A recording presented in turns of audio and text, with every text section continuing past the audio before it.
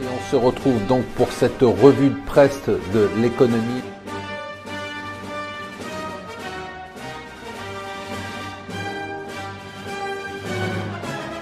Bonjour et bienvenue sur Mon Financier pour la revue de presse de l'Écho. Nous sommes le mercredi 28 juin. L'événement du jour, il y en a plusieurs. C'est d'abord Mario Draghi. C'est fou le changement de perception sur l'euro et l'Europe en quelques mois. En début d'année, on s'attendait notamment sur l'euro à le retour à la parité avec le dollar du fait du programme de relance de Trump.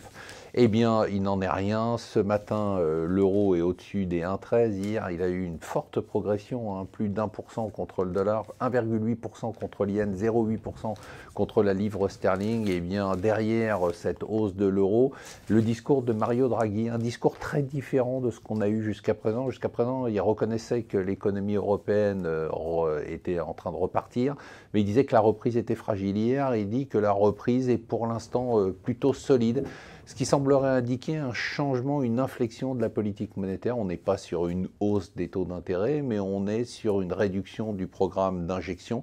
Et ça, bien évidemment, ça plaît au marché d'échange, ça plaît à l'euro. C'est quand même un retournement spectaculaire en quelques semaines. Spectaculaire aussi, pour une fois, l'Europe qui bouge contre Google. C'est un peu tard, on en a souvent parlé ici, de la domination des boîtes de techno américaines. Mais enfin, bon, c'est une amende record, 2,42 milliards de dollars. Pas la peine de s'exciter, il va y avoir appel, ça va durer des années. C'est pas comme aux États-Unis. Aux États-Unis, quand il y a une amende, on la paye tout de suite. En Europe, on fait appel et on ne la paye jamais. À noter les 100 premières capitalisations mondiales, c'est un rapport de PwC repris par les Échos, ont progressé. Elles ont doublé depuis 2009. On atteint un montant record de 17 500 milliards de dollars avec une forte domination. Ça nous ramène à Google.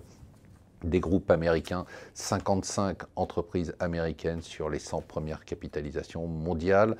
On attend demain le rapport de la Cour des comptes, mais bien évidemment, il y a énormément de fuites. Et selon ce rapport, on dépasserait déjà de 9 milliards notre objectif de déficit public. On avait prévu 2,8%, on serait plutôt sur 3,8%. Ça va quand même secouer, il va falloir trouver l'argent quelque part.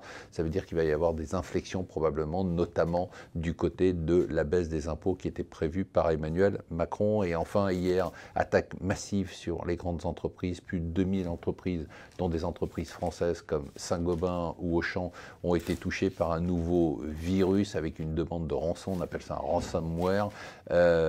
En bitcoins. Voilà, ça c'est la nouvelle économie. Restez avec nous sur Mon Financier.